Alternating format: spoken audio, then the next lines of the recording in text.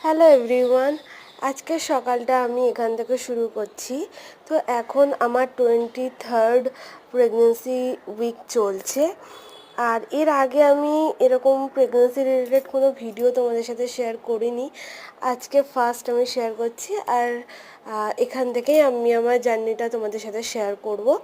তো একটু যোগা করার পরে সকালবেলা আমার দিনটা শুরু হয় 6টা বা এরকম বাদাম দিয়ে, আলমন্ড বাদাম, যেটা আমি রাত্রেবেলা ভিজিয়ে রাখি। তারপরে যে কোনো একটা ব্রেকফাস্ট আমি খাই আমার ওষুধ খাওয়ার পরে। যেমন আজকে ছিল রুটি আর আলু ভাজা। দেখতে পাচ্ছ মুখ চোখের অবস্থা কেমন হয়ে গেছে, তাও ফোনে একটু ফিল্টার থাকে তাই দেখতে পাচ্ছ, তা নাহলে আমার মুখের অবস্থাটা কেমন হয়ে গেছে আমি তোমাদের সাথে একদিন শেয়ার করব। তো এই শুকনো খাবার আমার ভাল লাগে না, কিন্তু আজকে এটাই ছিল। আর তারপর দুপুরে মা সবজি, মাছের তরকারি অনেকটা করেই